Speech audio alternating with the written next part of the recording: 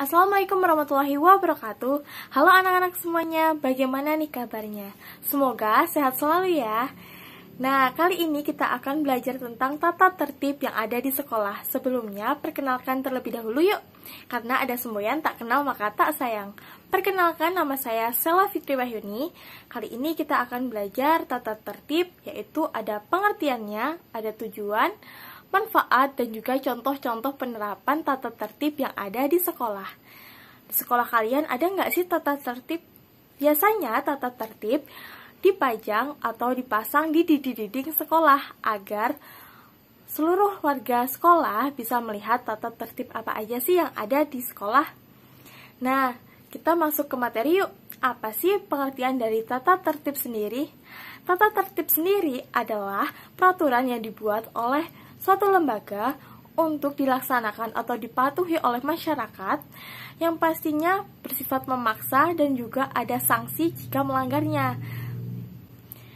Sedangkan tata tertib sekolah sendiri adalah peraturan yang dibuat oleh sekolah yang untuk dilaksanakan oleh seluruh warga sekolah, yang pastinya sifatnya juga memaksa dan apabila kita melanggarnya, kita akan diberikan sanksi atau hukuman.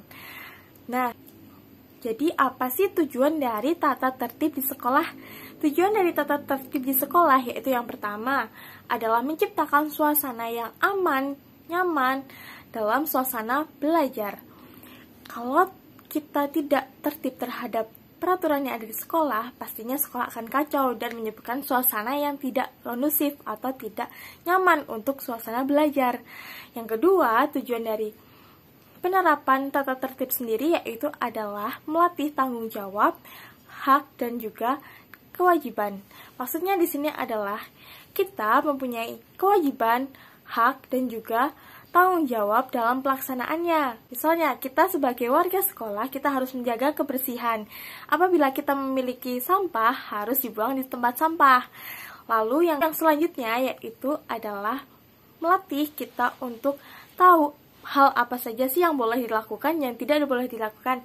Misalnya saat ujian sekolah, kita dilarang untuk mencontek, tapi kita diperbolehkan untuk belajar sebelum jam ujian. Hal ini akan melatih siswa dalam membentuk karakter jujur dan juga disiplin.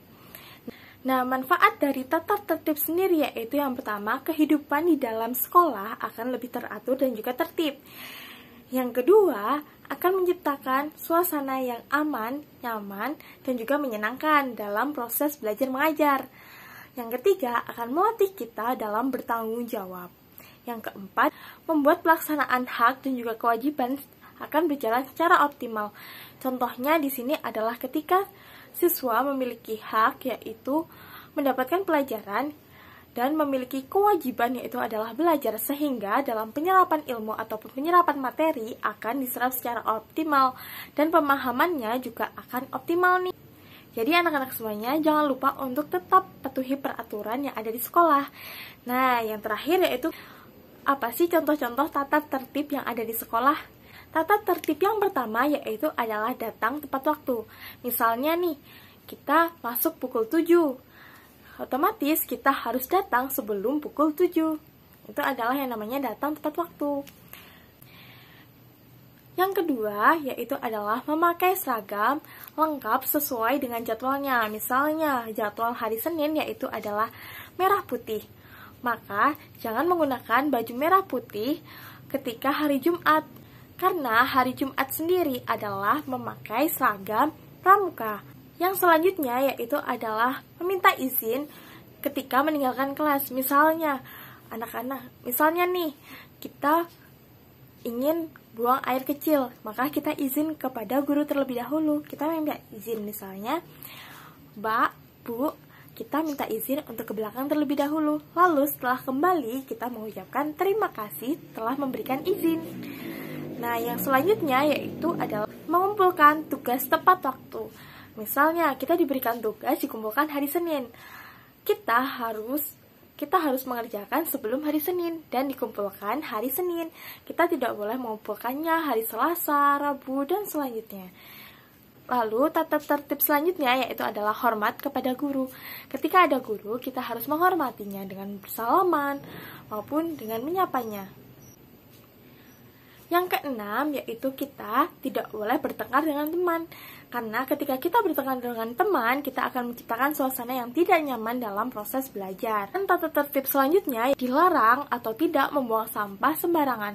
Ketika kita membuang sampah sembarangan, akan menciptakan lingkungan yang kumuh ataupun kotor. Jadi tidak nyaman ketika kita belajar mengajar ya. Nanti akan ada bau-bau yang tidak sedap maupun pemandangan yang tidak mengenakan. Lalu selanjutnya, tata tertib selanjutnya yaitu tidak mencoret-coret fasilitas yang ada di sekolah. Misalnya ada tembok nih, kita coret-coret, itu tidak boleh ya. Karena ketika kita mencoret-coret dinding sekolah, itu akan membuat pemandangan yang tidak mengenakan. Selanjutnya kita juga tidak boleh mencoret-coret meja maupun kursi yang ada di sekolah.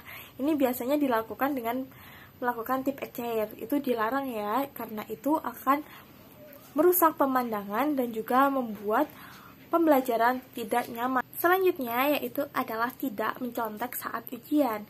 Karena pada saat kita ujian adalah mengukur kita kemampuan dalam memahami materi yang sudah disampaikan.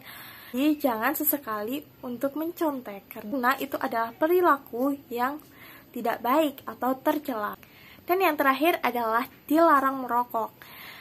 Nah, dilarang merokok ini adalah sifatnya di lingkungan sekolah. Karena kita masih membahas tentang perilaku di sekolah atau tata tertib yang di sekolah. Tapi merokok ini adalah perbuatan yang tidak baik, karena merokok dapat menyebabkan kerusakan bagi diri sendiri maupun di lingkungan sekitar yang berbahaya. Nah, itulah tadi tata tertib yang ada di sekolah. Tata tertib apa saja sih yang ada di sekolah kalian? Nah, berikut ini adalah ada contoh tentang Lani, anak yang rajin. Yuk kita baca bersama-sama. Lani, anak yang rajin, termasuk anak yang disiplin. Ia membuat puisi, dikerjakan dengan baik. Tugas itu dikumpulkan tepat waktu. Mengerjakan tugas sekolah termasuk aturan yang harus dipatuhi. Selain disiplin dalam mengerjakan tugas, Lani juga selalu datang tepat waktu. Datang ke sekolah tepat waktu termasuk tata tertib yang ada di sekolah. Jadi dari bacaan ini tata tertib yang ada di sekolah apa saja ya? Nah, benar sekali. Yang pertama yaitu adalah mengerjakan tugas sekolah. Yang kedua, mengumpulkan tepat waktu. Yang ketiga yaitu adalah selalu datang tepat waktu. Jadi bisa dicontoh kegiatan yang dilakukan oleh Lani. Nah, itulah dia tadi tentang tata tertib yang ada di sekolah. Semoga bermanfaat. Wassalamualaikum warahmatullahi wabarakatuh. Sampai jumpa di materi berikutnya. Bye-bye.